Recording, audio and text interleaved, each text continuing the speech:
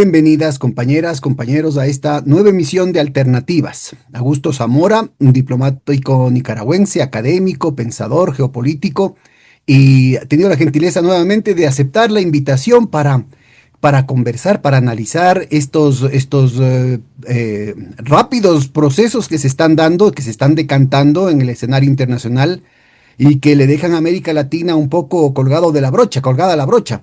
Así es que vamos a conversar con Augusto, que tiene una larga experiencia en estos temas. Muchas gracias, Augusto, por estar aquí. Bienvenido. ¿Qué tal, Pedro?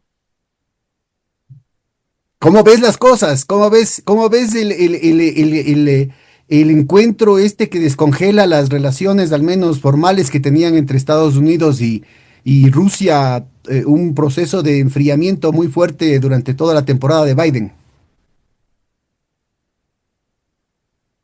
Bueno, digamos que todo esto está marcado por el curso de la guerra en Ucrania. Es decir, Rusia está ganando claramente. Hay en el atlantismo, en la OTAN, en Estados Unidos, en la Europa comunitaria, una gran preocupación y casi terror porque el ejército ucraniano colapse. Y esa era la razón por la cual se ha estado insistiendo casi desesperadamente por un alto al fuego, que diera un respiro al ejército ucraniano y permitiera reorganizarlo, rearmarlo y que pudiera aguantar un poco más. Pero obviamente esto Rusia no lo iba a aceptar jamás. Y esto supongo que lo trataron directamente en Alaska y que las razones de Putin fueron lo suficientemente sólidas como para que Trump entendiera que alto al fuego no iba a haber y que en algo que no fuera un acuerdo global de paz que satisfaciera las reclamaciones de seguridad de Rusia no tenía viabilidad. Así que está todo dentro de lo previsto, pues nada, nada nuevo. Para nuestra audiencia, más o menos lo que se buscaba es un páreme la mano, como en el caso de Irán-Israel, ¿no? Para permitir que Israel recupere su provisión de municiones, para que se recomponga después de la sorpresa que se llevó. Es decir, en el caso de Rusia, ya los engaños habían sido repetidos, sobre todo en el tema de los acuerdos de Minsk, ¿no? ¿Cómo crees tú que pueda crearse el marco de confianza como para continuar formalmente un proceso de negociación?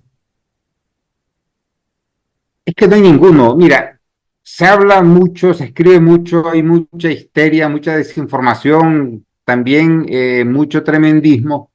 No hay en las circunstancias actuales, ni siquiera a corto, mediano plazo, posibilidad ninguna de un acuerdo sobre Ucrania. Las posiciones son antagónicas y a pesar de todo las ceremonias y toda esta parafernalia diplomática que se dio en Alaska, la realidad es que las posiciones concretas están muy alejadas. Y esto era una cuestión absolutamente previsible para quienes manejan mínimamente la situación. Si Rusia no quiere simplemente un acuerdo cualquiera, Rusia quiere la seguridad de que Ucrania no solo no va a ingresar a la OTAN, sino que no será armada a tal nivel que pueda representar una alianza material con la OTAN que amenace a Rusia. Para explicarme, hasta su ingreso en la OTAN, su ingreso formal, Suecia y Finlandia eran aparentemente estados neutrales, pero eran materialmente parte de la OTAN y funcionaba según las claves y los niveles de preparación militar de la OTAN. De manera que el ingreso de estos dos países a la OTAN solo formalizó una situación de hecho. Con esto quiero decir que no hay que ser parte de un acuerdo para formar parte de una alianza. Y obviamente esto a Rusia no le interesa. porque para la OTAN, por ejemplo, podría ser una solución el modelo sueco, es decir, una Ucrania fuera de la OTAN, pero armada por la OTAN a tal punto que en cualquier momento se uniera materialmente a una guerra contra Rusia que decidiera la OTAN. Por lo tanto, cuando Rusia plantea desmilitarizar Ucrania, está hablando de que Ucrania no tenga un ejército mayor a 100.000 soldados. Y cuando habla de desnazificar, está hablando de que Ucrania se libre de la casta política atlantista que hoy la gobierna. Y esto no va a encontrar solución en ningún caso en lo inmediato, dadas las posiciones de Estados Unidos, pese a Trump y lo que diga Trump, y de los países de la OTAN.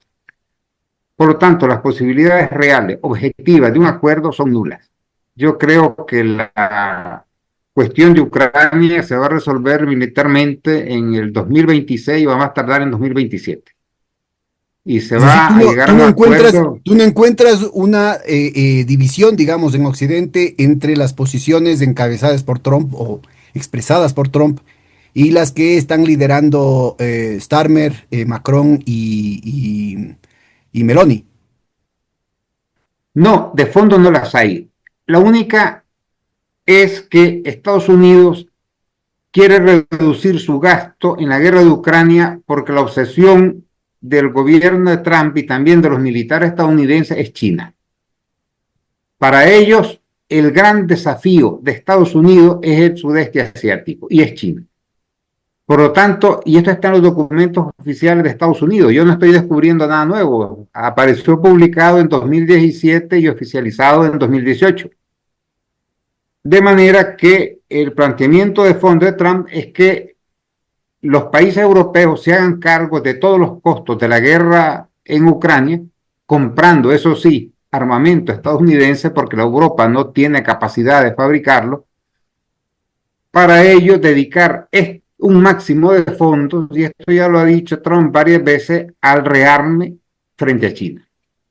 Tenemos un panorama militar en los tres grandes focos de conflicto: Ucrania, el sudeste asiático y Oriente Medio y Próximo. Y eso seguirá así unos 10 años más, y en algún momento se va a romper este equilibrio precario, que a mí me recuerda muchísimo la paz armada que se dio en Europa entre 1870 y 1914, de la guerra franco-prusiana al inicio de la Primera Guerra Mundial, en la que todos los países, todas las potencias imperialistas sabían que llegaría la guerra en algún momento y emplearon ese periodo de paz armada para armarse hasta los dientes, hasta que las contradicciones llegaron a un punto en que fue imposible seguir así y estalló la Primera Guerra Mundial, que no fue mundial, pues fue una guerra entre potencias imperialistas europeas con participación marginal de Estados Unidos y Japón, pero esencialmente una guerra europea, pues. Y esto es un poco lo que estamos viviendo ahora, que puede cambiar, obviamente, pero según cómo van las cosas, es posible, pero no probable. Ahora, en ese escenario, en el ejemplo que das de la paz armada, tenías un movimiento obrero que estaba en ascenso y la Segunda Internacional básicamente tenía una consigna sotoboche, digamos, de si las burguesías obligaban a que los obreros se contramaten entre ellos iban a voltear sus bayonetas y convertir una guerra imperialista en una guerra civil. Ahora no hay movimiento social.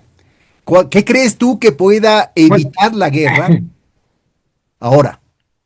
mira, hay una fantasía que se arrastra en las fuerzas marxistas desde el siglo XIX, que fue un siglo, no lo olvidemos, de pugna entre el movimiento de las nacionalidades, que culminó en Versalles en 1918-19, y los movimientos revolucionarios de origen socialista, socialdemócrata, marxista.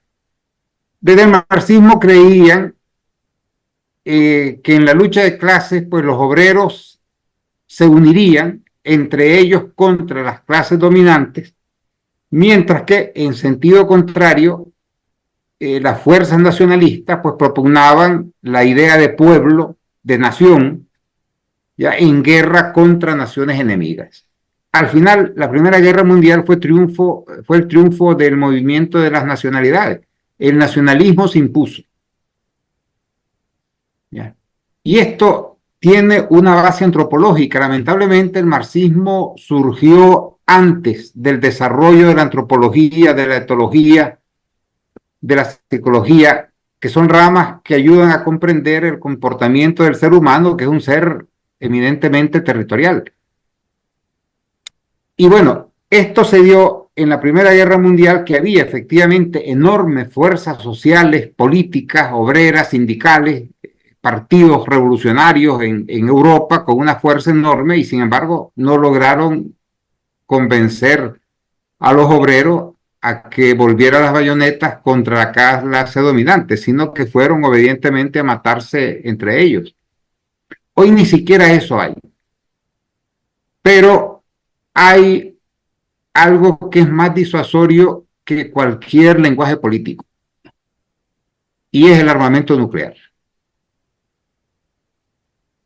Ya en la Primera Guerra Mundial fue el primer ensayo de destrucción general y de guerra entre pueblos. Me explico. Cuando las guerras napoleónicas, por ejemplo, se combatía de ejército contra ejército. Las sociedades permanecían en paz. Las tropas napoleónicas podían tomar Viena, pero Viena seguía funcionando porque no era una guerra entre pueblos. Era una guerra estrictamente entre ejércitos. Después iban los ejércitos y las sociedades seguían funcionando normalmente. La Primera Guerra Mundial fue una guerra ya de destrucción, en lo que ya no se buscaba destruir al ejército enemigo, sino al pueblo enemigo. Y esto alcanzó su máximo en la Segunda Guerra Mundial, en la que murieron 3 veces más civiles que militares. Los objetivos dejaban de ser en sí mismos los ejércitos y pasaban a ser las ciudades, poblaciones que no tenían nada que ver. Recordemos el bombardeo de Dresde por la aviación aliada. aliada, pero que realmente eran británicos y estadounidenses, que fue un bombardeo gratuito, pero se trataba de castigar al pueblo alemán y mataron a 200.000 personas así por alegremente. Pues. Sin que Y sea un hoy objetivo militar, ¿no? Para nuestra audiencia. Sin que sea ninguno un era objetivo militar, objetivo era militar. básicamente los Desde de ni siquiera hospitales. muchas ciudades alemanas eran objetivos militares. Pues tampoco eran objetivos militares los millones de civiles que fueron asesinados por las tropas nazis y sus aliados. ¿Ya? Era destruir a los pueblos, destruir a los países. Y Se ahora, culmina con con el con el armamento, bombardeo atómico de Nagasaki y Hiroshima, ¿no? sí, eso fue gratuito, no era necesario. Japón ya estaba derrotado. Pero Estados Unidos realmente lo que quería era amenazar a la Unión Soviética. En realidad el objetivo, y esto fue en los previos de la conferencia de Potsdam, Truman quería llegar ahí con las bombas atómicas ya ensayadas en Hiroshima y Nagasaki para en la negociación con Stalin, pues sentar las premisas del poder hegemónico de Estados Unidos. Y esto hubiera sido así de no ser porque la Unión Soviética en el 49, o sea, 4 años después, detonaba su bomba nuclear y ya equilibraba la balanza. Y ahora, pues claro, Rusia es la primera potencia nuclear del mundo, su desarrollo científico-técnico en el ámbito militar es el primero que hay en el mundo, ya encima de Estados Unidos en muchos ámbitos y solo superado por China en algunos, pero no en todos. De manera que aquí lo que tranquiliza las aguas es que hay suficientes misiles y cabezas nucleares para llevar la política por senderos que impidan una guerra nuclear. Bueno, si no se llega a la locura nuclear, aunque algunos sectores del occidente hacen escenarios de guerras nucleares limitadas, semejante locura, ¿no? hay todavía la posibilidad de que lo de Ucrania se continúe y luego siga Serbia y luego siga Georgia y Azerbaiyán y todo el soft belly que dicen el soft belly musulmán, digamos, de lo que era la antigua Unión Soviética, ¿no?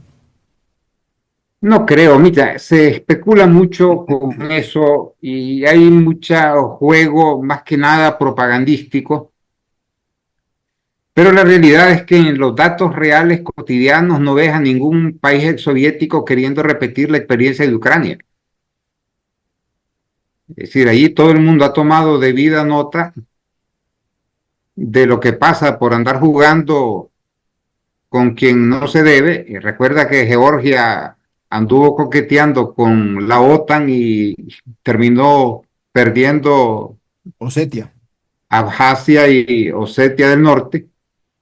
Y en cuanto a las repúblicas centroasiáticas, estas están muy vinculadas económicamente, comercialmente a Rusia. Es decir, de hecho, su primer mercado es Rusia.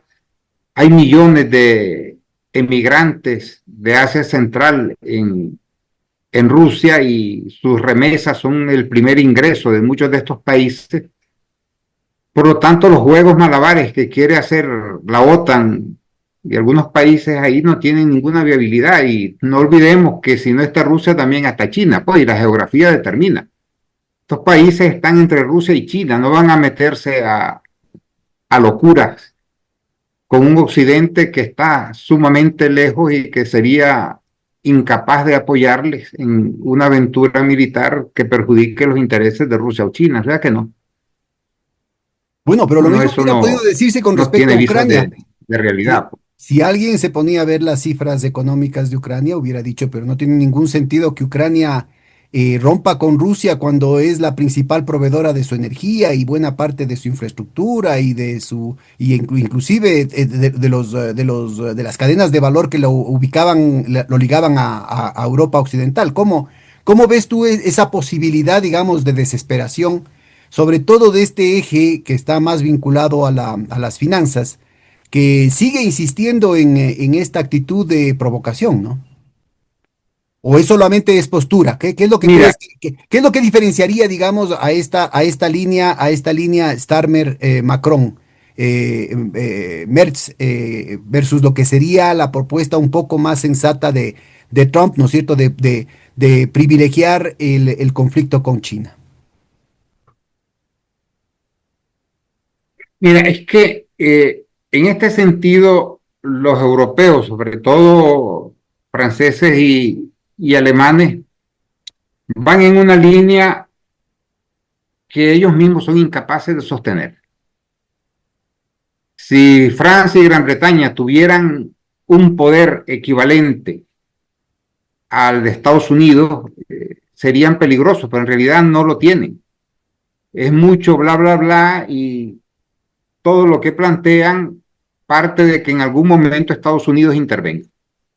Recuerda que la OTAN en un 80% es Estados Unidos. Si Estados Unidos abandonara la OTAN se muere sola. ¿Ya? Que Europa carece de base industrial. Datos mismos de la Unión Europea dicen que el 72% de la actividad económica europea son servicios y solo el 9% responde a industria. Ya está lejos, muy lejos, la época en la que Europa era la fábrica mundial. Ahora son países de servicios, de turismo, de cosas de esas que carecen realmente de capacidad para hacer nada por sí mismos. Con lo cual hay mucha laraca y mucho bla, bla, bla. Y en cuanto a Ucrania, mira, Ucrania, si la del mercado, habría desaparecido. Ucrania está subvencionada totalmente, militar, económicamente, depende de los ingresos y de los fondos que le llegan de Europa y de Estados Unidos hasta para pagar las jubilaciones. La población económicamente activa se ha ido en masa y la poca que quedaba está en los campos de batallas o simplemente ha muerto. Hoy salió una noticia de unos hackers rusos que entraron a las bases de datos del ejército ucraniano y encontraron que tienen registrados 1.700.000 muertos y desaparecidos. Eso es una barbaridad.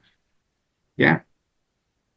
que además, dato que se ve confirmado con estos últimos intercambios de cadáveres que se han dado entre Rusia y Ucrania, en el que Rusia entregaba 1.000 cadáveres de ucranianos a cambio de 42 cadáveres rusos.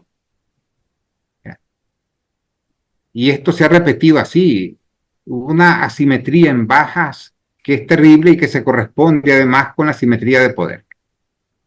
Es decir, está confirmado que Rusia puede disparar 50, 60 proyectiles de artillería por uno que dispara Ucrania. Y las bajas que produce la artillería son atroces. De manera que Ucrania es un fantasma, un cascajo. En el momento en el que Europa le retire los fondos, ese país se desploma. Porque según datos generales, pues Ucrania aporta el 20% del 100% que consume, el resto le llega de fuera. Vaya. De manera que es un país que existe geográficamente, pero que económicamente, poblacionalmente, está acabado. Ya ni siquiera, de hecho, fíjate que la cosa es tan grave que hay quienes en Europa dicen que el ingreso de Ucrania a la Unión Europea quebraría a la Unión Europea, porque sus necesidades serían tales que no habría fondos en toda la Unión Europea, ni siquiera quitando los que se dan a España, a Italia, o los que se reparten los mismos alemanes, no habría fondos para reconstruir Ucrania. El nivel de destrucción allí es simplemente terrible, pues, y no hay dinero en Europa para asumir ese gasto, pues Pero eso. además es una Europa tremendamente cambiada, porque lo poco de base industrial que tenía estaba en Alemania y ese motorcito, digamos, a la locomotora ha sido herida de muerte con la suspensión de la conexión, sobre todo energética, ¿no? A un costo muy bajo, que era lo que sostenía la competitividad internacional de los productos alemanes. Ahora, ¿qué hacen? ¿Cuál es la verdadera agenda de Alemania? Es la que estoy tratando de preguntar entonces. Porque no se ve puro No, aire pues sí, caliente, puro bravuconada, pero no se ve cuál es el verdadero proyecto. Es decir, es que su no hay sumisión a Estados proyecto, Unidos es, no hay un proyecto estratégico, ya es un movimiento ciego de mantener la guerra en Ucrania simplemente por mantenerla por pura ideología. Ten en cuenta que la Unión Europea en estos momentos en buena medida está en manos de los nietos de los nazis. La ministra de Exteriores, por así llamarlo, de la Unión Europea, Kaya o Kalas, no sé cómo se pronuncia en estonio, es nieta de un nazi, al que los rusos mandaron a pasar vacaciones en Siberia un buen rato. El canciller alemán es nieto de un nazi. Y ahora hay muchos nietos de nazis que están ahí pululando.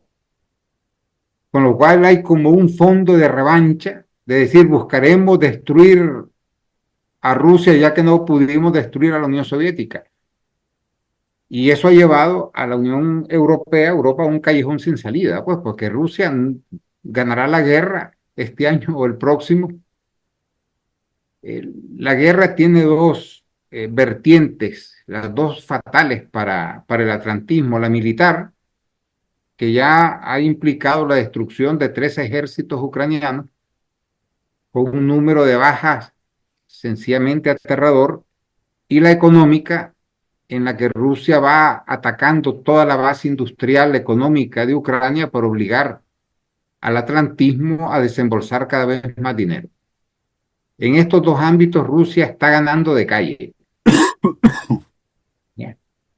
Y si a eso le agregamos que el gran pilar de la Unión Europea, que era Alemania, con la pérdida del gas ruso y del tratamiento privilegiado que recibía energéticamente de Rusia, pues que ahora se está desindustrializando.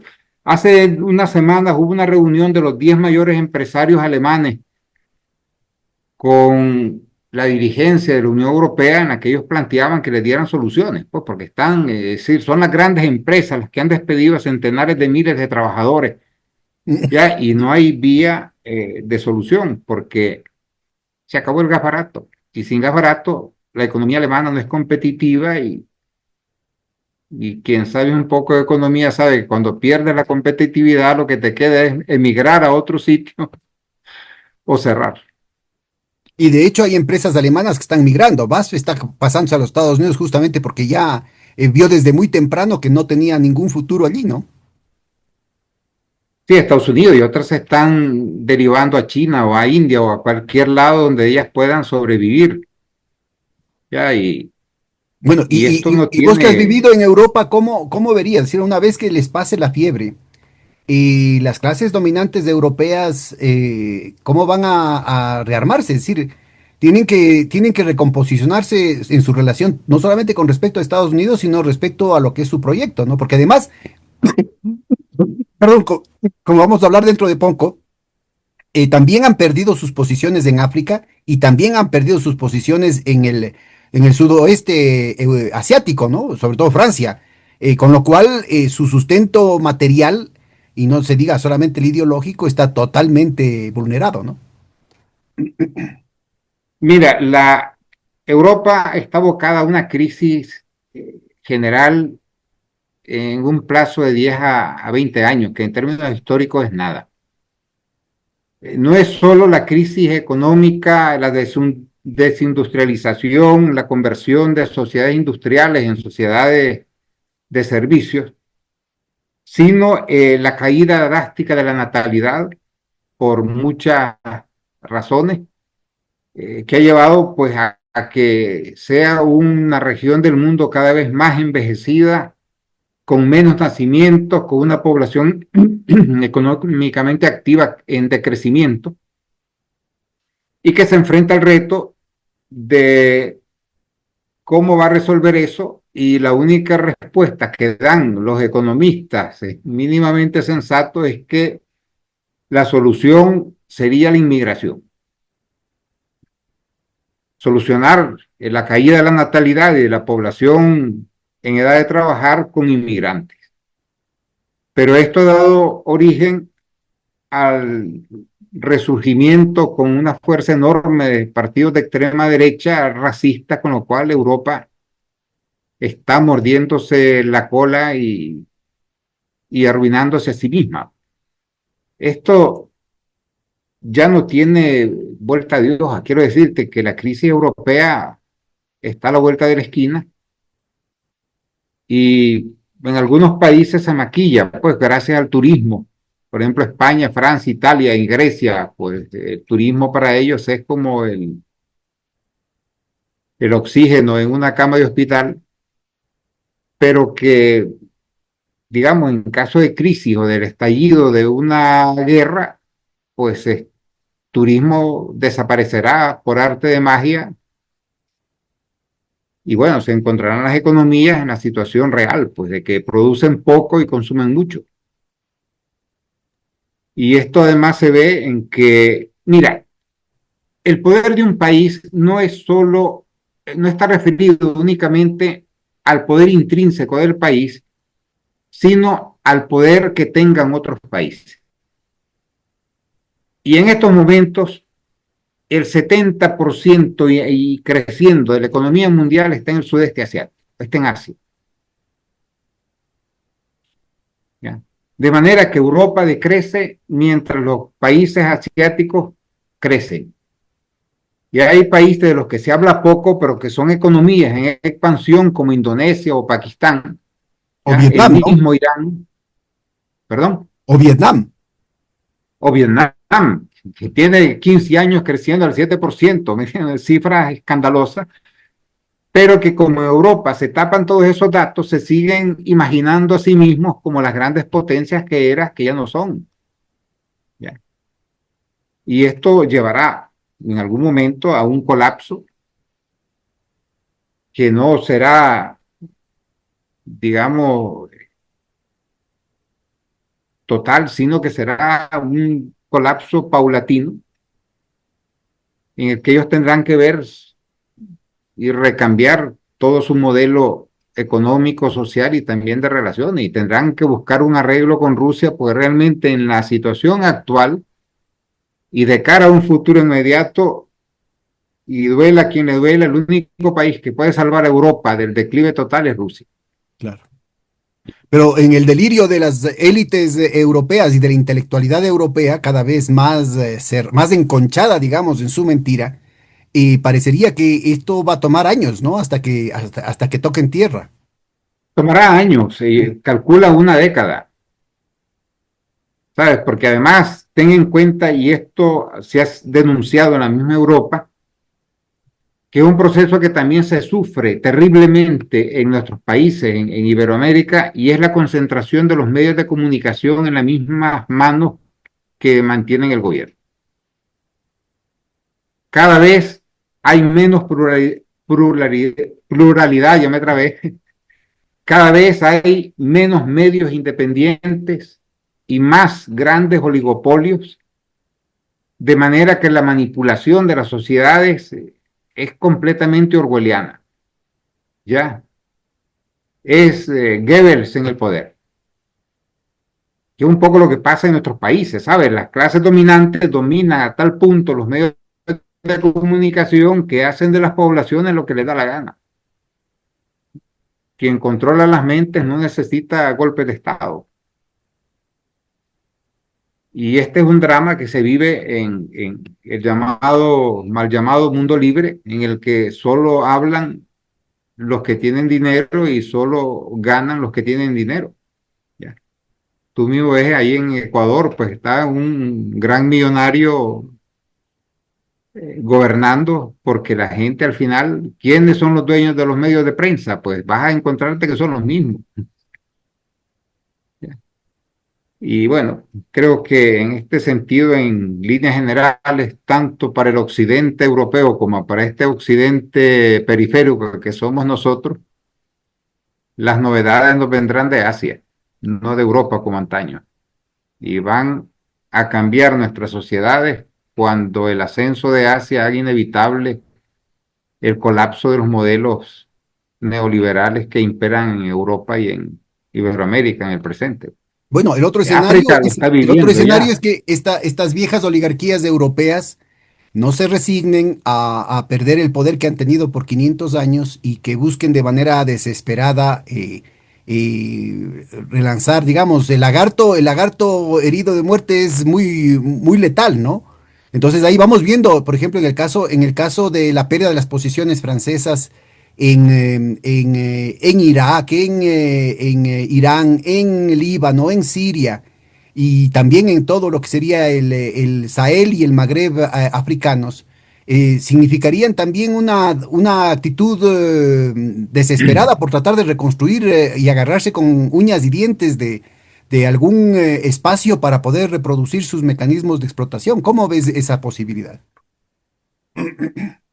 Es que estos son fieras sin dientes. Si le pueden ladrar mucho, pero morder, pueden morder poco y cada día menos. Ten en cuenta que siempre, de siempre, el poder de un país, de una potencia, ha descansado en su capacidad industrial, su capacidad productiva. Inglaterra fue la fábrica del mundo y fue la gran potencia mundial mientras producía lo que nadie producía. Estados Unidos la sustituyó y ahora es China. Pero ya en este mundo multipolar ya no hay un único país que pueda ocupar el espacio que ocuparon en su momento España, después Gran Bretaña o Estados Unidos. El mundo ya es muy complicado. Y hay muchos países con mucho poder industrial, mucho poder económico, y ya es otro modelo que se está dando, que ya está en marcha. Fíjate, en el sudeste asiático, Estados Unidos haya hecho malabares para querer revivir las viejas políticas de antaño y nadie los ha seguido. Nadie, es decir, salvo Japón y Corea del Sur, Filipinas, el resto de países dicen, mira, con nosotros no cuente, ¿sabes? No nos vamos a meter a pleitos con China por ustedes. Porque a fin de cuentas, ustedes están a 12.000 kilómetros y China la tenemos aquí. ¿Ya? Incluso en la misma Australia ya hay gestos de rebelión Hace poco el gobierno yanqui pidió a Australia que declarara su compromiso para ir a la guerra con Estados Unidos en caso de conflicto con China, y el primer ministro australiano lo que hizo fue ir a Beijing a reunirse con Xi Jinping antes de irse a Washington, como diciendo, no chicos, ustedes organícense como quieran, pero Australia va a seguir su política. Que esto sea así en un momento dado, eso ya veremos, pero quiero decirte que cada vez hay menos masa obediente y más gobiernos viendo los peligros de seguir las políticas ciegas de Europa y de Estados Unidos hacia Rusia, hacia China o hacia Irán. ¿Ya? Ten en cuenta que cuando el intercambio de misiles entre Irán e Israel, pues Arabia Saudita y todos los árabes apoyaron a Irán, ¿sabes? ¿Ya? Y ahora con la crisis de Gaza y todos los problemas que se ha dado, hay reuniones entre los ministros de defensa de Egipto y de Irán, dos países, dos gobiernos que no podían verse. Si hay una serie de cambios que no trascienden, ¿ya?, por los intereses que hay en la prensa, en las esferas dominantes, pero el mundo está cambiando terriblemente. Lo que pasa es que nosotros, en esta aislada región del mundo, que es Iberoamérica, separada por dos océanos del resto de la humanidad, no nos damos cuenta de nada. Y como tenemos unos medios de prensa pobres y escasos y además manipulados, pues somos periferia de la periferia. ¿Ya? Y de hecho, pues esa es una de las causas por las cuales estamos cada día más atrás y más atrás y más atrás. ¿Ya? Ten en cuenta que países que hace medio siglo eran una ruina, como Corea del Sur y lo mismo Corea del Norte, que después de la guerra de Corea quedó la península absolutamente devastada, y sin embargo son potencias espaciales, potencias económicas, potencias Sí, además de industriales. ahí hay que mencionar Nosotros, que también en Corea del Norte los Estados Unidos aplicaron la misma medicina que en Dresden, ¿no? Es decir, bombardearon, pero a arrasar ciudades totalmente civiles que no eran objetivos militares, simplemente por castigar a la población, una población pobre y exacto, pero es castigada que por otros. Corea, no, no, Corea del Norte y el Sur quedó devastada. Por eso después de la guerra, y este dato te lo voy a dar, en Corea del Norte hay dos Coreas, la superficial y la subterránea, Mm. porque el impacto de los bombardeos estadounidenses dejó tal huella, tal mella, que hay decenas de miles de kilómetros subterráneos en Corea del Norte para preservar el país de una nueva ola de bombardeo que afortunadamente no se ha vuelto a dar. Y han sido, según rumores, ingenieros norcoreanos los que han asesorado a Irán en la construcción de sus redes subterráneas. Ah, mira. ¿Me entiendes? Porque hay un intercambio ahí curioso que en otro momento hablamos entre Corea del Norte, Irán y Pakistán, y en todo el sistema de misiles, misiles, antimisiles, etcétera, en el que yo doy, tú me das, intercambiamos. Y en ese trío, pues han resultado los tres beneficiados y convertidos en potencias nucleares y espaciales, pues. El mundo es La tecnología otro, nuclear Pedro. De Corea del Norte es muy notable, ¿no? Ellos han podido atrincherarse y han podido defender y desarrollar su nicho, Sí, ¿no? pero eso viene de una relación muy singular con Pakistán y con Irán, en unos intercambios que se han dado entre ellos muy interesantes y todavía no documentados, porque todo eso es todavía archisecreto, pues, pero ya se sabe que hay movimientos en el bullpen, que dice en béisbol, ¿sabes? En el sentido de que el mundo pues se va moviendo ya al margen de las potencias occidentales e incluso las grandes potencias. Ya es otro mundo. Lo que pasa es que lamentablemente nosotros seguimos aislados, geográfica y mentalmente. Y cómo ves, sobre todo a la pérfida Albión, ¿no? Son siglos de excelencia en hacer que todos los demás estén peor para ellos poder seguir, seguir estando arriba. Y están en una situación particularmente degradada, ¿no? De un proceso de descomposición, pero en todos los niveles, social, ideológico, cultural, religioso, económico, financiero. y militar. ¿Tú crees que van a resignarse o van a activar sus relaciones también de largo plazo que tienen con estructuras estatales y de poder, no más allá del Estado, como sería la cuestión sionista, como sería el tema de ciertos sectores en Turquía, de ciertos sectores del Estado en los países árabes, de países como en América Latina, Brasil, etcétera, etcétera? ¿Cómo entenderías esta situación? No, mira, hay un geógrafo británico, Peter Taylor, que es un libro muy bueno, que se llama Geografía Política, y él se burlaba de la clase dominante británica, y él decía que ellos querían seguir jugando a gran potencia pegados a Estados Unidos. Es decir, Pero lo han los logrado, ¿no? británicos son Es decir, solo, les ha funcionado por más de 50 años, ¿ah? Es decir, con excepción del episodio del Canal del Suez, los británicos siguen arriba. bueno, hay, vamos a ver, ellos andan dando piquetes de mosquito, pero ellos carecen de entidad. Ya aquel poder que fueron ya no es, y ya incluso el poder naval británico es de caricatura. Sacaron un portaaviones que se pasa más tiempo en reparaciones que funcionando.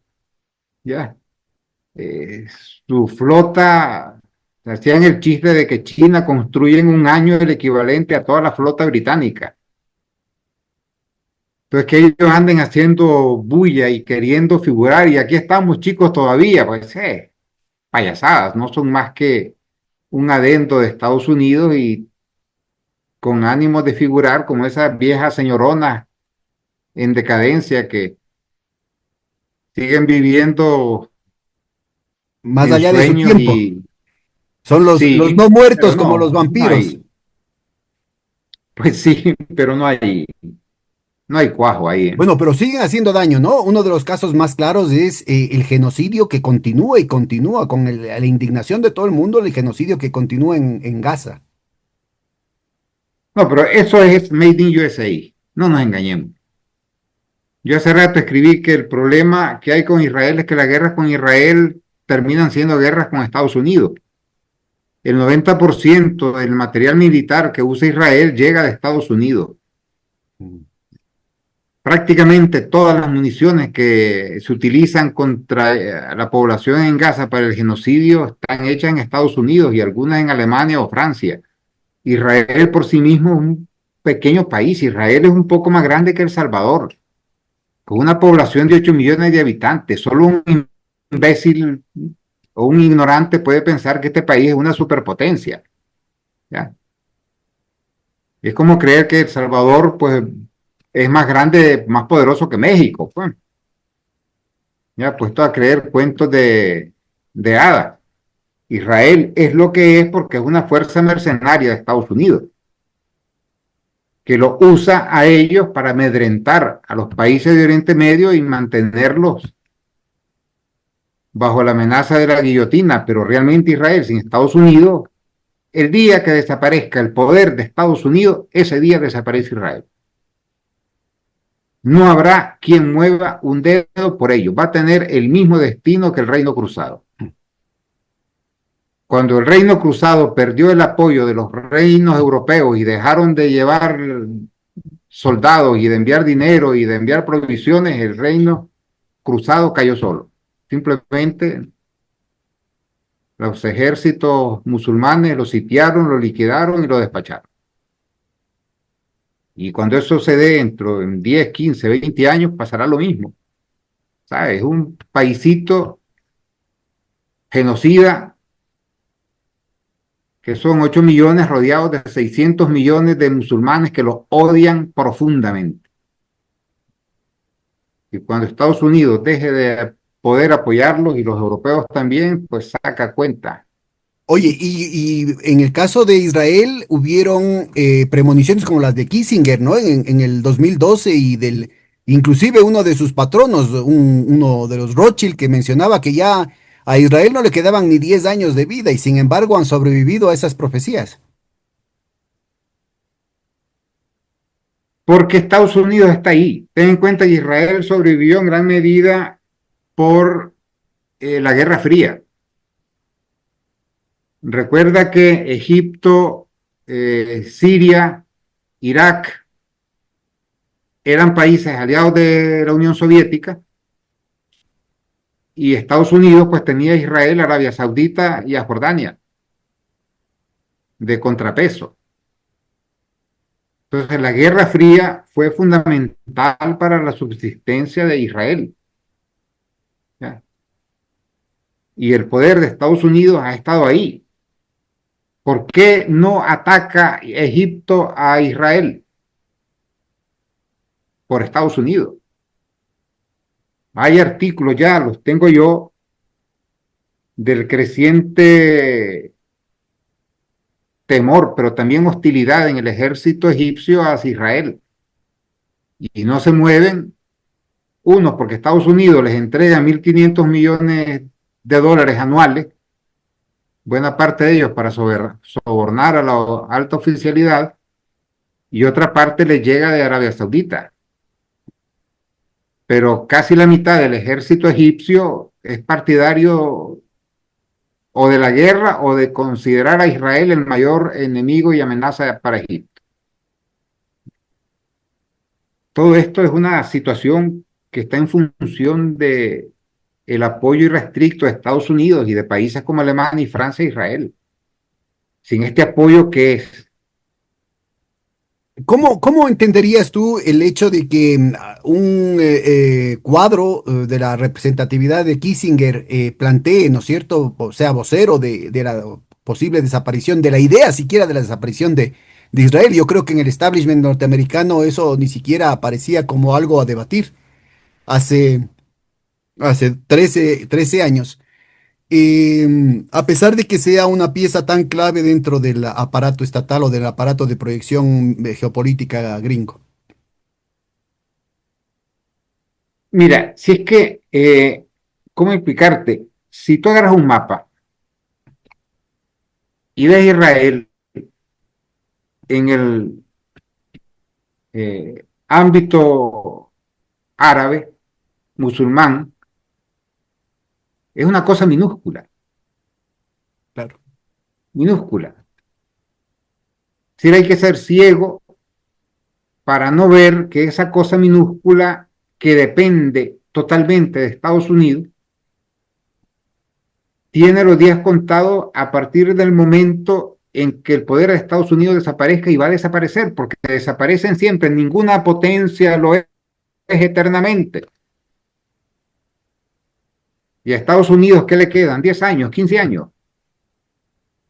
¿Ya? Si se da la guerra con China y con Rusia y chinos y rusos hunden la flota estadounidense y dejan al país con 4 barcos costeros, ¿qué va a pasar con Israel? ¿Quién le va a llevar las armas? ¿Quién le va a llevar todas las municiones que utiliza? Nadie.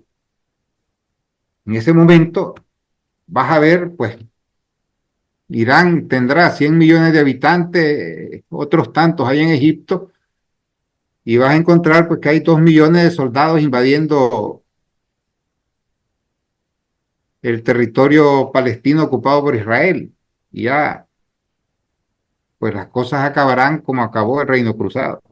Oye, y entonces, tanto en el caso, en el escenario ucraniano como en el escenario de Palestina, tú lo que ves es una prolongación del conflicto y un recrudecimiento una escalada de la brutalidad, entonces.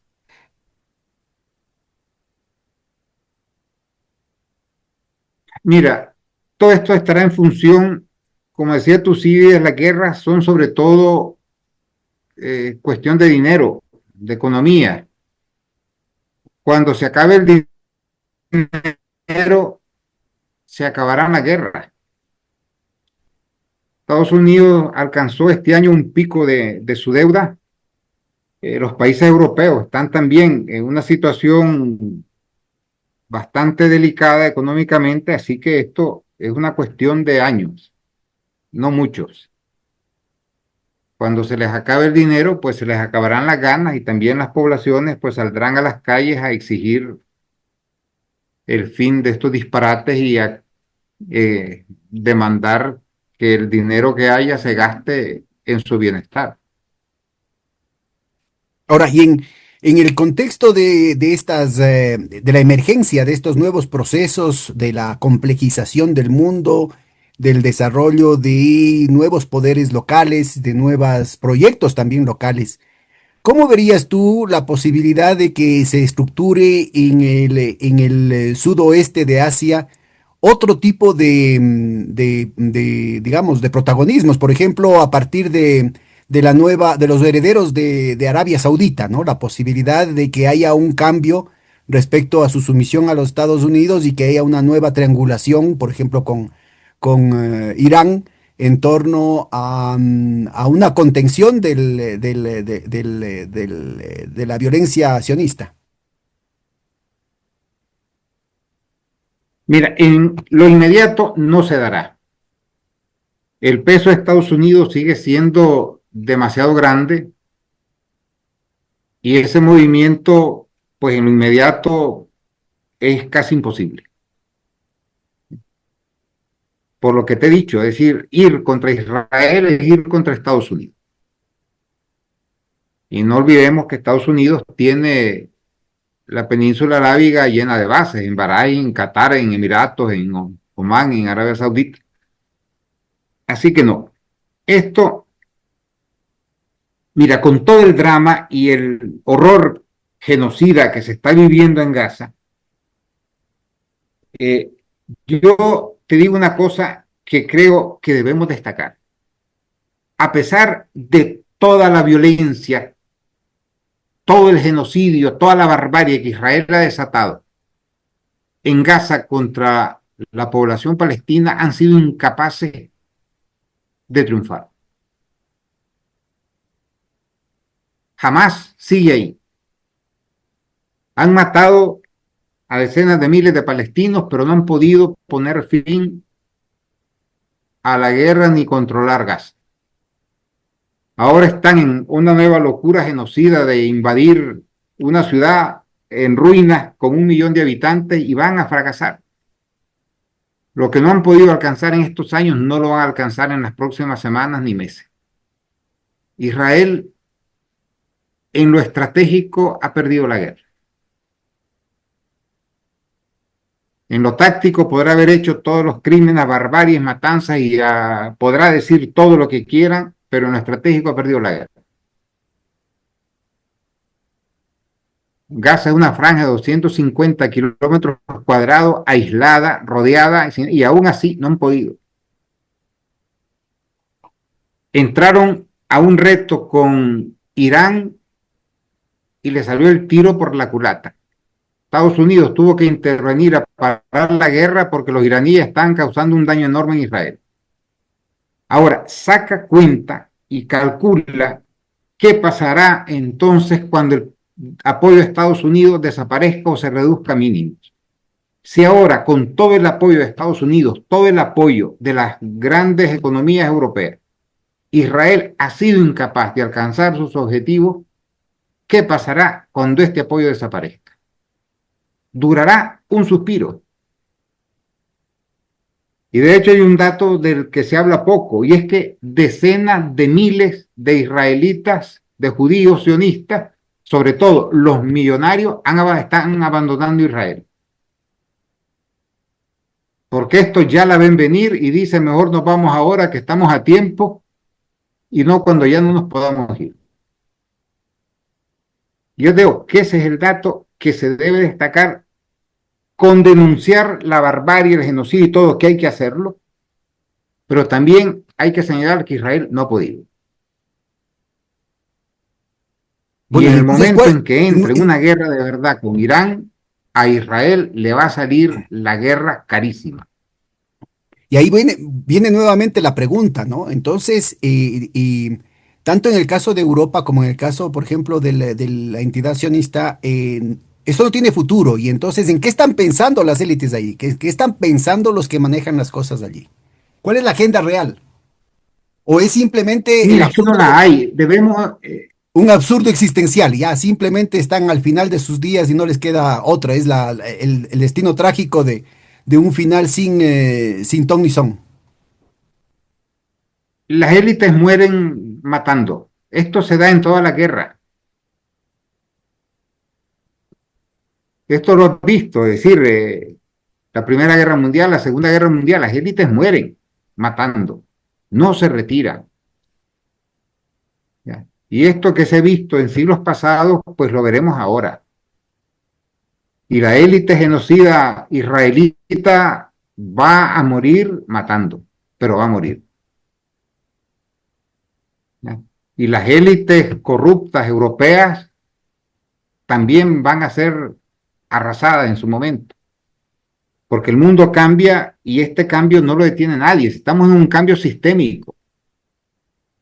500 años de dominio y hegemonía occidental están siendo sustituidos por un mundo multipolar con una preponderancia asiática que nadie va a parar. Estos son los estertores de un mundo que se acaba. Ahora, Y mira, lo que viene, creo en- yo, en un horizonte más temprano, es decir, esto de aquí es un proceso de largo aliento, en un horizonte más temprano, digamos, los próximos 2, 3 años. ¿Qué le significa esto como desafío a Trump y al trumpismo? Porque va quedando todo el escenario, digamos, todo el papel, digamos, de bravucón de barrio, va quedándose vacío. Y esto se alimenta solo sobre la base de, digamos, todo su éxito, tanto en el campo electoral interno como en el campo político interno, político económico interno, como en su proyección internacional en el patio trasero, como en su proyección mundial, ya no solo regional, se alimenta en ese prestigio de bravucón. ¿Qué le queda a Trump? bueno, es que hay que entender la personalidad de Trump. Yo recuerdo el gran show que montó cuando fue a Corea del Norte, que cruzó la línea divisoria, se tomó fotos, gran acuerdo y al final no pasó nada.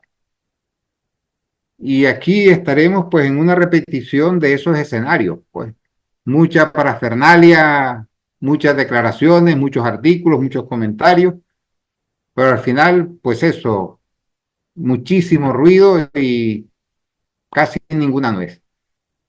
En realidad, el cambio en el mundo es de tal nivel, eh, lo que está en marcha es de tal magnitud que Trump será una anécdota. Estamos en un proceso de cambio a 10, 20 años en el que cuando entremos de verdad a ese cambio en torno al 2030, pues ya Trump será historia y habrá un nuevo presidente en Estados Unidos que tendrá que decidir si negociar el declive de Estados Unidos de una manera consensuada para evitar una guerra o si quiere terminar como el Imperio francés, pues en guerras ruinosas en Indochina y Argelia que significaron pues el hundimiento definitivo de esta potencia, puede ser. Esto es lo que tenemos en vista en el horizonte, pues. Bueno, pero Y no lo vea, no entiende lo que está pasando en el mundo. en el escenario militar de los Estados Unidos ya tienen desde mucho antes de Trump, vienen estableciéndose proyectos que plantean una guerra con China, lo decían para el 2029 y ahora lo adelanta para el 2027. ¿Cómo verías el escenario de activar las broncas con Filipinas, con Taiwán, eventualmente hasta con Vietnam, con India, con otros países para desestabilizar la cosa y sobre todo movilizar el papel económico, digamos, los multiplicadores del complejo industrial militar? Mira, el primer ministro indio, Narendra Modi, va a Beijing a reunirse con Xi Jinping con ocasión de la nueva cumbre de la Organización de Cooperación de Shanghái. Van a restablecer los vuelos directos y hace poco estuvo o está el canciller chino en India. Eh, India quiere ser potencia, quiere jugar su papel en el gran juego. Los gringos deliran creyendo que India se va a ir de cabeza como si fuera República Bananera a un conflicto con China. Al contrario, le están más bien planteando relanzar sus relaciones económicas, políticas y buscar un modus vivendi para los territorios en disputa. Ningún país de los vecinos próximos, y menos Vietnam, Xi Jinping estuvo hace poco, están en grandes relaciones económicas. Gran parte de la economía de Vietnam depende de su relación con China. En realidad, Estados Unidos tiene exactamente tres aliados ahí: Filipinas, Japón y Corea del Sur. Uno, dos y tres. Y de hecho está rehaciendo la base Northfield, desde donde salieron los aviones que bombardearon Hiroshima y Nagasaki. Está modernizando Guam, está modernizando bases en Hawái. Porque, mira, quien olvide que Estados Unidos está a una media de 12 a 14 mil kilómetros del sudeste asiático, entonces quiere negar la geografía. Un barco tarda en llegar de California al mar de la China una media de mes y medio. Sería una guerra aeronaval en la que Estados Unidos dependería de sus bases en las proximidades de China, Filipinas, Corea del Sur, Japón, y en el momento en el que esas bases sean destruidas, que se van a ir en la primera andanada de misiles, Estados Unidos, ¿dónde va a sostener una guerra naval a 12.000 kilómetros de sus bases? Eso es imposible. En la era de los misiles y de los misiles hipersónicos, además, las grandes plataformas marinas son unos blancos militares de juguete, como este juego que hay de hundir la flota. Rusia produce más misiles que todo el mundo junto, incluyendo China y Estados Unidos. Y los chinos ya tienen más barcos que Estados Unidos y posiblemente más misiles también. Uno puede creer en las películas de Hollywood y en Chuck Norris y en Rambo. Rambo, pero eso solo existe en Hollywood. En la realidad de las cosas, ya la alianza ruso-china casi duplica el poder militar de Estados Unidos, exceptuando el ámbito nuclear. Pero incluso en el ámbito nuclear, la primera potencia es Rusia. Y Estados Unidos, ¿qué es lo que tiene en Asia-Pacífico? Pues sus bases en Filipinas, Japón y Corea del Sur. Y Corea del Sur tiene el problema de Corea del Norte, que es una potencia atómica. Y Japón está ahí en un sándwich entre Rusia y China. Tiene que escoger entre su alianza con Estados Unidos y sobrevivir como país, como población y como civilización. ¿Ya? Porque si hay un candidato a ser barrido en caso de una guerra, ese es Japón. Que también tiene Y un si ves la problema geografía, te das cuenta endógeno, que que no está solamente la geografía, sino la demografía también, ¿no? también, si es que todo es problema, ¿sabes? Entonces Estados Unidos está ahí sosteniendo su presencia en Asia Pacífico, pues en alas de cucaracha, ¿sabes? Esto es una cosa muy frágil, que ya en Estados Unidos muchos analistas militares y civiles lo reconocen. Sostener una guerra a 12.000 kilómetros de tu territorio contra dos potencias de la magnitud de China y Rusia, pues es prácticamente un suicidio. Estás hablando de que ambos países, Rusia y China, pues sumarían unos 600 buques y un número impresionante de misiles contra una flota de Estados Unidos que en el mejor de los casos sumarían 250 buques.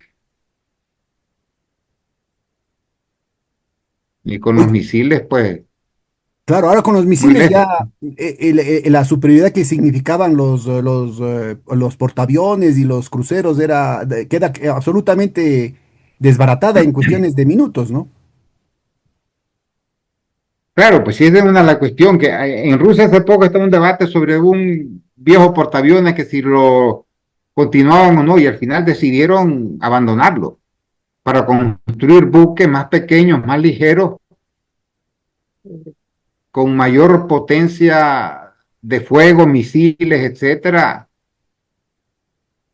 China tiene su flota de portaaviones porque tiene que enfrentarse a la flota de portaaviones de Estados Unidos. ¿Ya? Pero Estados Unidos depende de los 7 portaaviones que tiene operativos, porque tienen 11, pero solo 7 están realmente operativos. El resto están ahí ¿China embancados cuántos tiene? en Perdón, procesos eternos de... China tiene menos, ¿no? Sí, tiene 3, pero es que China está en su territorio. Es que China combatiría en su patio. ¿Ya? Y Estados Unidos tendría que hacerlo a miles de kilómetros de distancia. Entonces, Bueno, ¿cómo por eso sustituye? para ¿Cómo mostrar mueve los la dientes, flota? para mostrar los dientes, ahora Trump mandó submarinos, ¿no? Bueno, en fin, eso es como la película esta de 300 espartanos, que eran todos sacados de gimnasios y de concursos de halterofilia, pero la realidad es otra, ¿sabes? Bueno, mira, una vez configurado así el contexto de mediano y de largo plazo, retornemos al encuentro de Alaska y hablemos de otros temas que tenían que ver más que el tema militar con acuerdos económicos. Se habló que se había discutido como especulación, porque no sale nada oficialmente, en torno, por ejemplo, a la reactivación de empresas norteamericanas explotando las islas Sajalín en convenio con Rusia, el tema del Ártico, el tema de Siberia, el tema de las tierras raras. ¿Cómo ves vos la posibilidad de que eso vaya articulándose en plazos relativamente cortos, como otro tipo de alternativa, digamos, otro tipo de salida frente a la no salida militar? Vamos a ver, ¿tú crees que Rusia va a permitir que las empresas gringas se metan ahí? Realmente. Es más fácil que colonicen Marte antes a que eso se dé. O sea, eso es, ay, son juegos de avalorios. Sajalín es una isla estratégica para Rusia, bases militares, satélites, radares. También Putin está financiando la industrialización de Siberia, de lo que ellos llaman el lejano oriente. Las inversiones de Rusia en el Ártico son enormes. Los rendimientos que están obteniendo de la ruta marítima del norte con el problema, con la cuestión del deshielo, son crecientes. Y no, tú no metes al enemigo en casa. Y mucho menos le vas a dar tierras raras, ni te vas a meter en problemas con China, que es tu gran socio, por cálculos que para mí me parecen cálculos babosos de Estados Unidos. Pues pensar que Rusia se va a comportar como si fuera un país bananero, pues, y aquí vengan, aquí las empresas a sacar lo que les dé la gana. No, hombre, hay un gobierno serio y muy responsable que está empeñado en que Rusia se convierta en la tercera potencia industrial antes de 10 años, pues. Y las inversiones que hay en Rusia en el sector industrial son archimultimillonarias. Lo que pasa es que esto tampoco lo cuentan. ¿Ya? Entonces sacan el cuento de que van a venir los gringos como si fuera África en el siglo XIX, que vamos aquí a sacar todos los minerales que nos interesan y a los rusitos les vamos a dar 4 chocolates para que se contenten, por favor. ¿Y cómo crees que Eso en sueño. el proceso de recuperación económica rusa va a coordinar o va a articularse con el predominio en casi todas las áreas de vanguardia por parte de China? ¿Cómo va a ir el tema de complementariedad, donde van a haber Es que no es conflictos? tan así.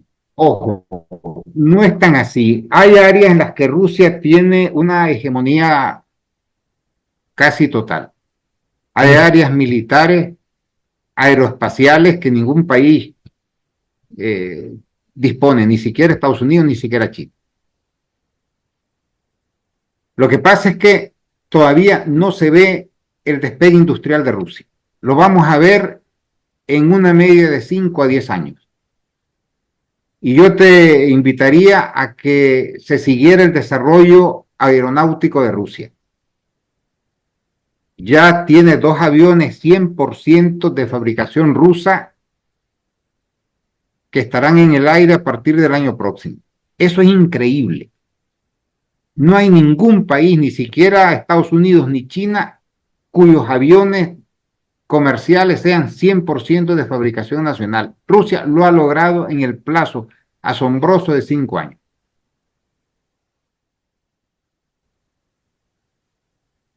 El desarrollo aeroespacial de Rusia no lo tiene ningún país. Y ahora están en inversiones multimillonarias en el sector automotriz porque quieren que Rusia sea, y esto es política estratégica y planificada y orientación general, de convertir a Rusia en la tercera potencia industrial del mundo. Estamos hablando de algo muy serio. Y el mundo es muy amplio, muy ancho y hay mucha gente. China, por mucho que produzca, no puede satisfacer las demandas del mundo. Y hay países como Indonesia, Pakistán y otros, Irán, que tienen también sus propias políticas de industrialización. No es que vamos a repetir aquí el escenario del siglo XIX o el siglo XX. Esto no lo entendemos nosotros en nuestros países, en Iberoamérica, porque aquí no tenemos a ningún gobierno que esté inserto en esa dinámica. Nosotros somos la cola de la cola de la cola.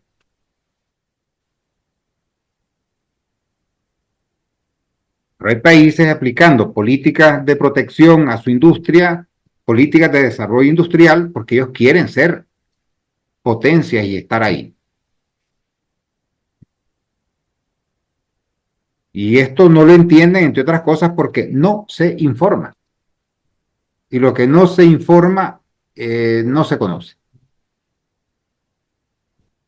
¿Y tú crees que el En esas debilitamiento, andamos. el debilitamiento el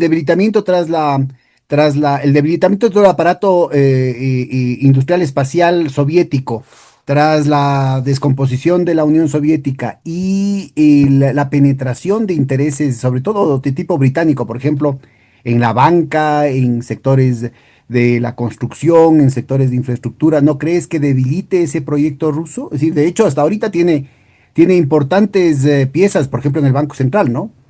Que no necesariamente estarían muy sintonizados con ese proyecto de reconstrucción nacional en Rusia.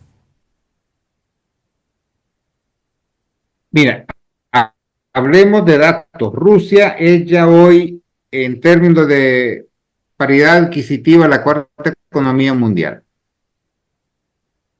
Es decir, la guerra, las sanciones y todo este boicot económico no solo no ha debilitado la economía rusa, sino que la ha fortalecido. Yo recuerdo que hace años Putin irónicamente dio gracias a Occidente por las sanciones porque se había convertido en un motor eh, para la reindustrialización y el relanzamiento de la economía rusa. Así que no, es al contrario. Rusia se ha liberado de todas las reservas en dólares y las reservas en euros y su economía ahora está basada en oro y en el comercio en monedas nacionales. Con China ya van al 80% de intercambio en monedas nacionales, con Irán están en esa línea, con India. El mundo es otro, ya los viejos patrones de dominio occidental y de hegemonía bancaria, comercial, eso está en vías de extinción como los dinosaurios. Oye, y en esa perspectiva, ¿cómo ves la dinámica de los BRICS? Que sigue lento, ¿no? O sea, para Es los... el futuro, Sí, sí, pero sigue lento, es digo. el futuro. Empezaron tres, fueron luego cuatro, luego cinco y ahora son más de 30. Y hay fila de países queriendo ingresar. Creo que buena parte del futuro diseño mundial de la sociedad internacional se hará con los BRICS y con la Organización de Cooperación de Shanghái. Ahí se está modelando el futuro y el nuevo modelo de relaciones internacionales. Y eso irá prosperando a medida que el modelo violento, imperialista, agresivo genocida de Occidente, pues vayan declive y al final termine desapareciendo, pues. Como decía Bernal Díaz del Castillo, pues que muera de su muerte. Y en ese, retomando, digamos, el tema en esa dinámica, ¿cómo crees tú que la presencia de Egipto, Emiratos Árabes Unidos y eventualmente la Arabia Saudita pueda cambiar, por ejemplo, el escenario del sudoeste de Asia, eh, acelerando un poco los plazos para la paz, digamos, o restando oxígeno para esta arremetida sionista? Mira, ya hay en marcha una reorganización del mundo árabe musulmán que será a paso lento por el peso y el temor que genera Estados Unidos, pero es un proceso que no se va a detener. Pakistán está siendo cada vez más protagonista. En Egipto el movimiento antisionista es cada vez más fuerte. En Arabia Saudita, incluso el país más pro-yanqui de la región, sus líneas ahora pasan por la creación de un Estado palestino, algo que antes, que con los fracasados acuerdos de Abraham iban a enterrar, ha cambiado. Como te decía, Israel ha triunfado tácticamente con el genocidio, la destrucción y no sé más, pero estratégicamente ellos se han clavado el puñal, porque han generado en las poblaciones y los gobiernos árabes y musulmanes un rechazo profundo, y a esto se une el que países como Arabia Saudita se hayan independizado del dólar, ya no renovaron el tratado por el que estaban obligados a vender su petróleo y su gas en dólar, y ahora lo comercian con China en monedas nacionales. Es otro mundo, es decir, ¿cómo decirte? Lo que pasa es que no lo vemos porque estamos en eso que decía Gramsci, de que lo viejo no acaba de morir y lo nuevo no acaba de nacer, y en medio nacen los monstruos, pues monstruos como los genocidas de Israel, monstruos como los que hay gobernando algunos países europeos, pero que al final lo nuevo se acabará imponiendo y todo esto pasará y los monstruos serán aniquilados, que es lo que corresponde. Ahora, desde esa dinámica y la gran sorpresa, digamos, frente a lo que eran las tendencias de las últimas décadas ha sido África, en la que empiezan a florecer una cantidad de iniciativas, no todas ellas sintonizadas, pero que en todo caso están planteando una serie de interpelaciones a ese viejo mundo al que estás haciendo referencia. ¿Cómo ves esa dinámica interna en el continente africano? Mira, es de lo más interesante, sobre todo cosas que están pasando en el Sahel. Níger, Mali, Burkina Faso están en un proceso de integración y de apoyo que es realmente notable. El sur de África está en vías de modernización, industrialización, con grandes programas eh, de desarrollo con China y también con Rusia. Es decir, están en un proceso de cambio como no se había visto desde la independencia, y con una reculada clarísima de las potencias, de las antiguas potencias colonialistas e incluso de Estados Unidos, porque no hay posibilidad de competir. Entiéndeme, es que, ¿cómo decirte? El modelo occidental es de polio, y Rusia, China llegan con otro modelo. Rusia, por ejemplo, está montando una industria del oro en Mali, que es su principal producto. En vez de estar vendiendo el mineral en bruto, pues se están haciendo una industria nacional con el apoyo ruso para que el grueso de los beneficios se lo quede en Mali. Están haciendo otro tanto en Burkina Faso con el uranio. China está modernizando las infraestructuras en países como Angola. Mozambique, Rusia está en inversiones en Zambia, en el campo minero. Es decir, es un proceso increíble, realmente impensable hace apenas 2 décadas. Ya, pero este proceso de multipolaridad con la reculada de las potencias imperialistas, el declive de su poder, pues está abriendo a estos países unas posibilidades de desarrollo que antes no existían, entre otras razones, por la interferencia de multinacionales o de gobiernos occidentales. Eso ya es pasado. Si yo, como te digo, aquí los que estamos fuera de circulación somos nosotros, América lamentablemente. Latina. Oye, y en ese, Sí. en ese proceso de que cada país está buscando cómo encuentra un horizonte de construcción de fuerzas productivas internas, ¿qué papel podría cumplir Sudáfrica, ¿no? No solamente desde su pertenencia a los BRICS, sino el hecho de que en algún momento, inclusive bajo el apartheid, hubo una burguesía industrial subimperialista que tenía un proyecto también de potencia regional, ¿no? ¿Cómo verías tú esa posibilidad ahora? Bueno, Sudáfrica es el país, digamos, más relevante, más conocido del sur de África, pero hay otros países como Nigeria con un potencial y un proceso de desarrollo muy importante. De hecho, el primer productor de películas en el mundo es Nigeria. Un sistema muy curioso lo que tienen ellos, pero eh, buena parte de África ve películas nigerianas. Quiero decirte que hay un proceso de cambio con muchas dificultades, muchas asimetrías. Recuerda que África tiene una historia muy trágica y muy reciente, pero es algo que se está dando, que es importante y que lamentablemente no lo estamos viendo nosotros, pues. Ya. Nosotros nos hemos quedado clavados en el siglo XVIII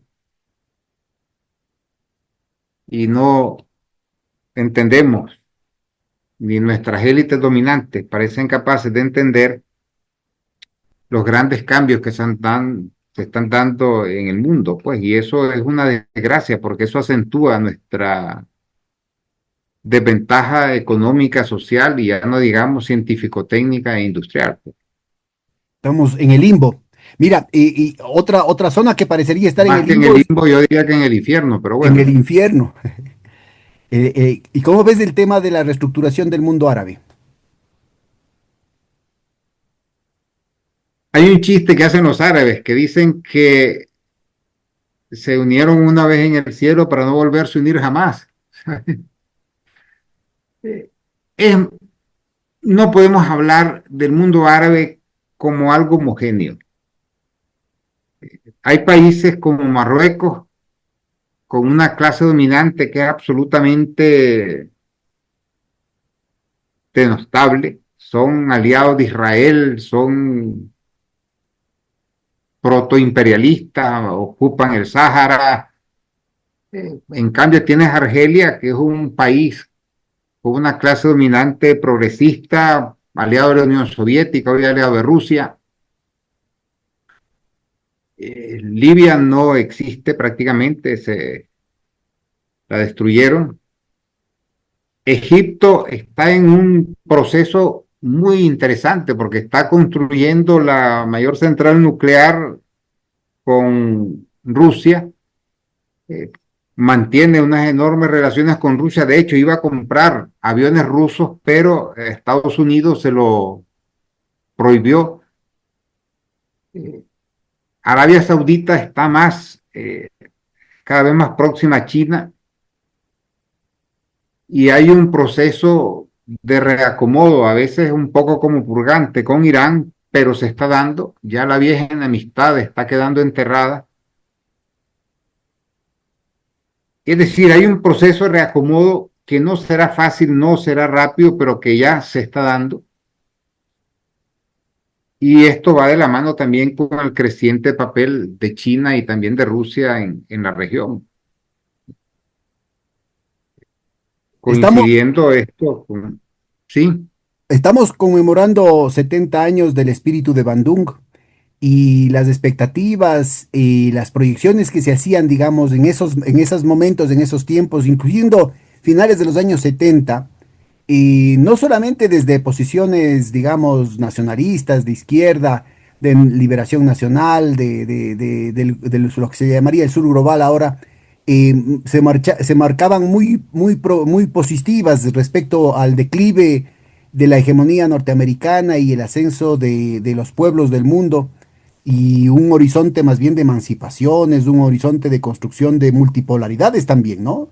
El espíritu de Bandung incluía a un Tito, incluía a un Nerú, incluía a un Sukarno, a un Nasser, a un Fidel, y a China, ¿no? Entonces, esas multipolaridades fueron rápidamente cegadas con una fácil maniobra, diría yo, muy barata por parte del imperialismo norteamericano a partir de la manipulación monetario-financiera y la crisis de la deuda. ¿Cuáles peligros ves tú en el horizonte de este ascenso del nuevo multipolarismo?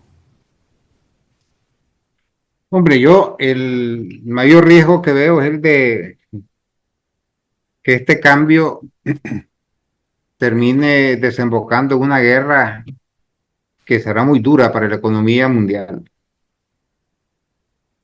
porque fuerzas así de resistencia en Estados Unidos, en las antiguas potencias imperialistas, ya no hay. Ten en cuenta que eh, el atlantismo quiso remodelar el mundo con tres grandes guerras que terminaron en tres enormes y colosales fracasos, que fueron las dos invasiones de Irak, la guerra en Afganistán, la destrucción de Libia, y todo esto derivó en una catástrofe militar. De manera que el modelo Pero con que ellos ingentes ganancias, pensaban, ¿no? Pero esto es importante ubicar. Habría que ver si les interesaba ganar la guerra, porque el negocio que hicieron se llenaron los bolsillos, digamos. bueno, distingamos, es que hay una visión un tanto simplista de que todo el complejo militar, de que esto se hace por ganar, y no, hombre, no se va uno solo por hacer dinero, si por hacer dinero puedes ganar incluso más vendiendo armas que no se van a usar nunca. Para Estados Unidos, las guerras en Irak y en Afganistán fueron una ruina total.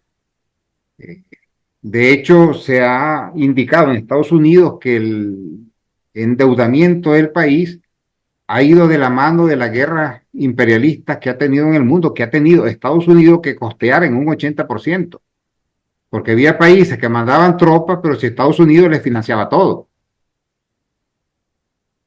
Y te invito a que veas los cuadros del endeudamiento de Estados Unidos, que en 30 años pasó de un déficit en el PIB del 10 o 15% a un déficit que se acerca al 130%. Ya, es un colapso económico total. Por lo tanto, querer explicar es que la guerra fue un gran... Bueno, pues habrán señores productores de armas que se habrán beneficiado muchísimo, pero el país como tal eh, ha caído en bancarrota. Y esto, mira, tiene que ver con una cosa que se está dando en Europa, que nosotros las padecemos en nuestros países desde la mal llamada independencia, que nunca fuimos independientes ni lo somos, y es que hay un proceso de oligarquización creciente en Europa y en Estados Unidos. Y esto, para entendernos, hay un episodio que lo conocerás seguramente. En la década de los 50, el poder de la empresa General Motors en Estados Unidos era tal que llamaron a su presidente a una de estas sesiones informativas en el Congreso para inquirir pues, sobre si esta enorme hegemonía en el sector automotriz no afectaba a los intereses de Estados Unidos. Y el presidente, que no me acuerdo yo quién era, dio una respuesta que se hizo célebre. Y él dijo, él negó que hubiera contradicción entre los intereses de la General Motors y los intereses de Estados Unidos. Pues digo, si General Motors gana, gana Estados Unidos y viceversa. Eso es un establishment. El establishment gana haciendo ganar al país. Una oligarquía busca su beneficio a costa del país y no le importa el país. Por eso nosotros estamos como estamos, porque la independencia significó que el poder lo ocupó una oligarquía, unas oligarquías archirreaccionarias que manejaron los países como finca y lo siguen manejando, pues con sus excepciones. Y en Europa, en la era del imperialismo y del colonialismo, se formó un establishment que vinculó su éxito al éxito de los países como tales. Pero esto ya se ha roto. Y la clase dominante en Estados Unidos ahora busca su beneficio como las oligarquías viejas de nuestros países, al margen de que eso perjudique a Estados Unidos. Y las oligarquías, el establishment europeo convirtiéndose en oligarquía, ya no le importa el destino de los países, sino solo su beneficio. Es el caso de Alemania. Las empresas ven que ya no obtienen beneficios y se van. No les importa que a Alemania le den por saco. ¿Sabe? Ellos van viendo sus intereses, sus empresas y se van a donde produzcan. Eso es la oligarquización de Europa. Las empresas del complejo militar industrial de Estados Unidos ya no les importa si al país no les va mal, les interesa sus ingresos. Como a la oligarquía argentina o a la brasileña, pues lo que le interesa es que ellos ganen, aunque el país siga en el atraso y en el más profundo subdesarrollo. Mientras ellos sigan ganando, les da igual. Política militar en Europa y Estados Unidos. Se están convirtiendo las clases dominantes en oligarquía. Ya lo que les interesa es su destino y sus intereses como clase dominante, no el destino y los intereses de los países respectivos. Mira ahora en España, hay unos incendios que están arrasando un tercio del país en un colapso. ¿Y qué es lo que pasa? Pues los gobiernos del Partido Popular han privatizado todo, desmantelado todo y que se queme el país. Ya no les importa. Y eso es una de las razones por las cuales Europa no tiene remedio. Como nuestros países lo tienen malo, pues. Lo que pasa es que nosotros vivimos en crisis desde hace 200 años y nos hemos habituado a estar en una perpetua pobreza, pues, de manera que esto se ha hecho parte del paisaje, pero países que han gozado de niveles altos de bienestar ya están viendo la precariedad cada vez mayor sin que nadie le interese en las clases dominantes ponerle fin o buscarle una solución. Por el caso de la vivienda en España, que también se está dando en otros países europeos, ¿sabes? La precarización de la enseñanza pública, de los sistema de salud, etcétera. Todo eso se va hundiendo y la gente va manipulada a votar a los partidos que están destruyendo el llamado estado de bienestar.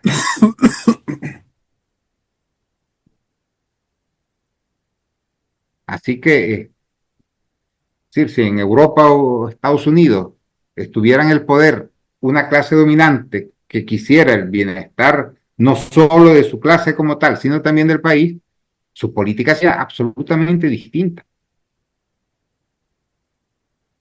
Pero no lo es y ahí está. O sea, frente a ellos tienen el modelo chino, el modelo ruso, donde la clase dominante quiere el éxito del país.